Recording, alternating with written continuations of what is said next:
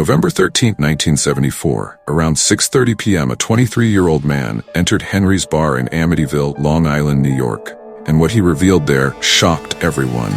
The man, later identified as Ronald DeFeo Jr., also known as Butch, revealed something that would set off a chain of events that would unfold a far more sinister reality. Welcome to Twisted Logic. Today we are going to talk about one of the most chilling cases in American history.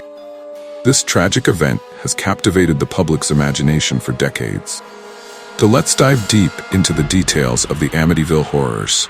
Ronald DeFeo Jr. was born in Brooklyn, New York City on 26 September 1951 to Ronald Sr. and Louise DeFeo. He was the eldest one among the four siblings. His father worked as a Buick dealer and was known as an authoritarian, hot-tempered, and violent man who would frequently argue with Louise. As a young, overweight boy, Ronald Jr. was the victim of taunting at school, with his father encouraging him to defend himself, while at the same time being domineering at home. As a teenager, Ronald Jr. would often come to blows with his father, to the point that the father and Louise arranged for their son to visit a psychiatrist. At the age of 17, Ronald Jr. was forced to leave his parochial school because of his tendencies to drug consumption, thievery, and violent behavior.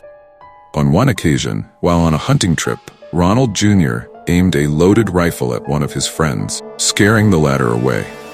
1 year later, he was employed by his father to work as an employee at the latter's dealership.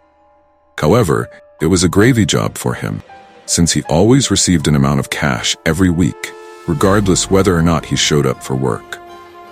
During this period, fights with his father became even more violent, to the extent that he once attempted to shoot him with a rifle, which, ironically, did not go off.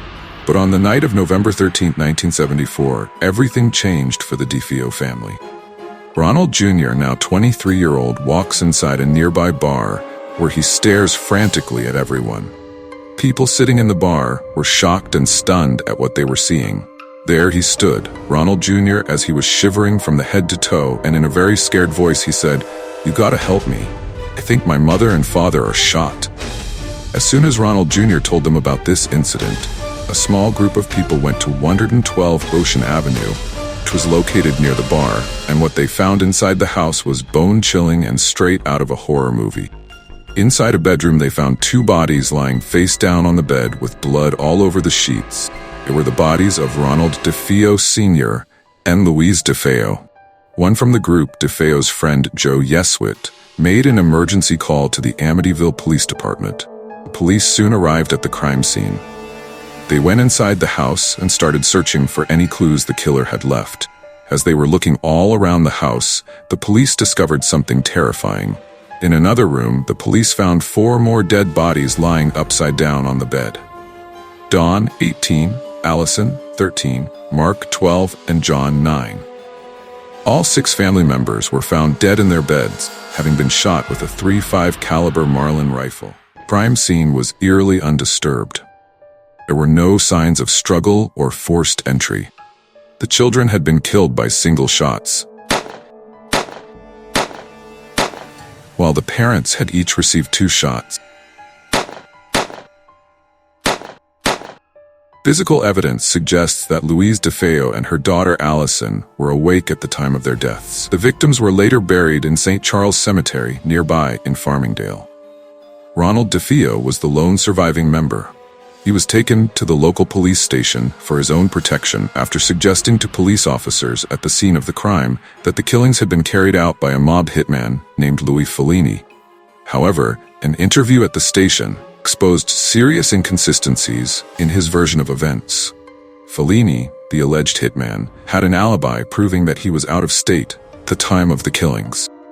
As the investigation unfolded, it became clear that Ronald DeFeo Jr. was not the innocent victim he initially portrayed himself to be. His story quickly unraveled under police interrogation, and on November 14, 1974, the day after the massacre, Ronald confessed to the murders, admitting he had killed his family in a fit of rage.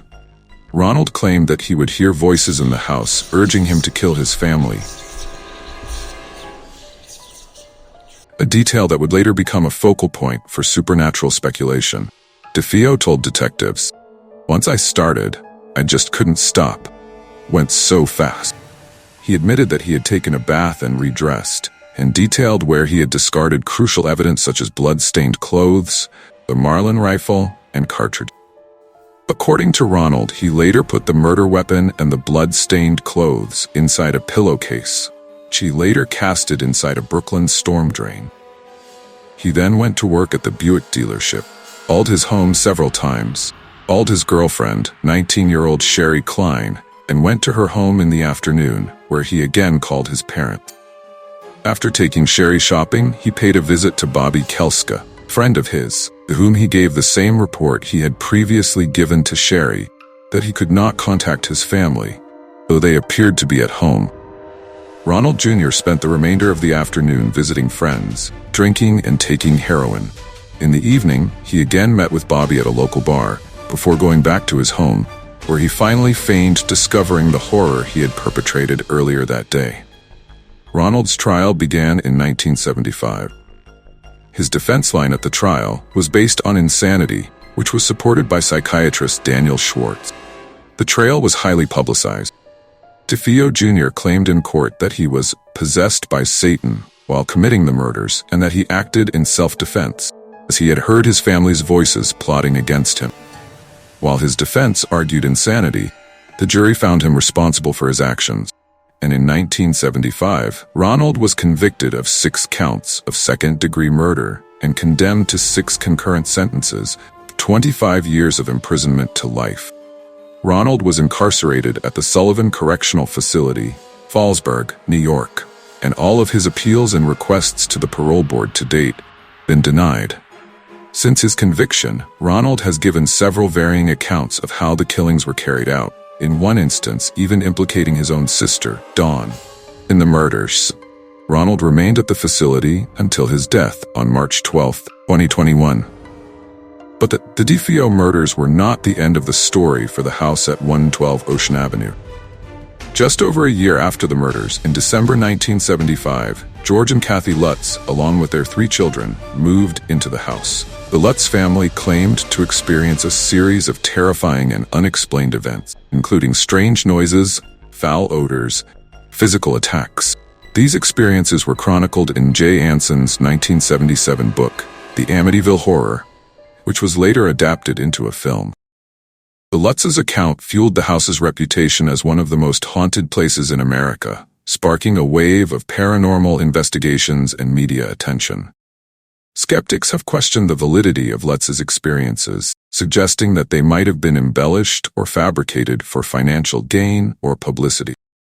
Till this day, the Amityville killings remain a haunting chapter in the annals of true crime. The tragic deaths of the DeFeo family and the subsequent paranormal claims have intertwined to create a compelling, albeit unsettling narrative that continues to intrigue and disturb. While Ronald DeFeo Jr.'s motivations may have been clear, his own words reveal a troubled mind. The mystery of the house has captivated imaginations far beyond the actual crime. Thank you for joining us on this journey into the dark history of the Amityville murders. Don't forget to like, share, and subscribe for more true crime stories and investigations. Until next time, stay curious and stay safe.